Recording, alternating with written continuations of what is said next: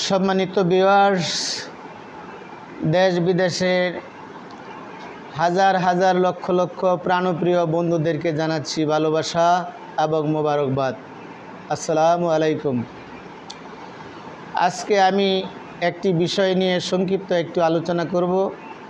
সেটা হলো অনেক লোকেরই প্রশ্ন, অনেক মানুষ প্রশ্ন করে, হিন্দু মুসলমান বৌদ্ধ খ্রিস্টান যে কোনো ধর্মের লোকেরাই অনেক সময় এটা আগ্রহ থাকে এবং তাদের জানার ইচ্ছা থাকে যে কোন নবী রাসূলের জীবনে কতজন সন্তানের বাবা হয়েছিলেন, কয়েকজন নবী রাসূলের বাবা হওয়ার এবং তাদের সন্তান সন্ততি কতজন ছিল।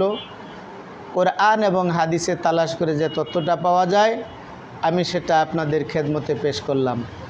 প্রথমেই হজরতে আদি পিতা আদম আলাইহি ওয়াসাল্লাম এবং মা হাওয়া আলাইহি ওয়াসাল্লাম, তাদের দুনিয়াতে তারা 20 জন সন্তান সন্ততি জন্মদান করেছিলেন। অর্থাৎ হজরত আদম আলাইহি ওয়াসাল্লাম 20 জন সন্তানের বাবা হয়েছিলেন।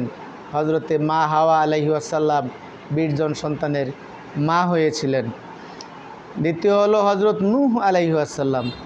হজরত নূহ আলাইহিস সালামের জীবনে 4 জন সন্তানের বাবা হয়েছিলেন।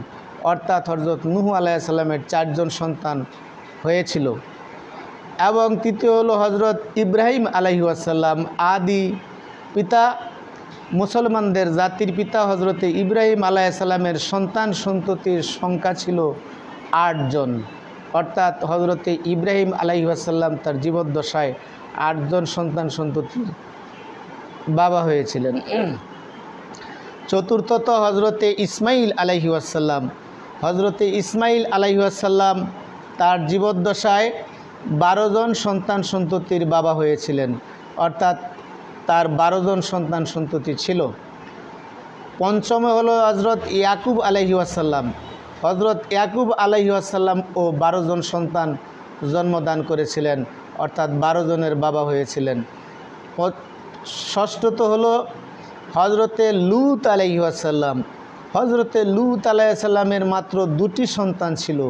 অর্থাৎ হজরত লূত আলাইহিস সালাম মাত্র 2 জন সন্তানের বাবা হয়েছিলেন। সপ্তমত হজরতে আইয়ুব আলাইহি ওয়াসাল্লাম। হজরত আইয়ুব আলাইহি ওয়াসাল্লাম 14 জন সন্তান সন্ততির বাবা হয়েছিল। এবং অষ্টম হজরত দাউদ আলাইহিস সালাম। দাউদ আলাইহি ওয়াসাল্লাম তার জীবদ্দশায় 19 জন সন্তান সন্ততি জন্মগ্রহণ করেছিল, 19 জন সন্তানের বাবা হয়েছিল। নবম হজরতে সুলাইমান আলাইহি ওয়াসাল্লাম।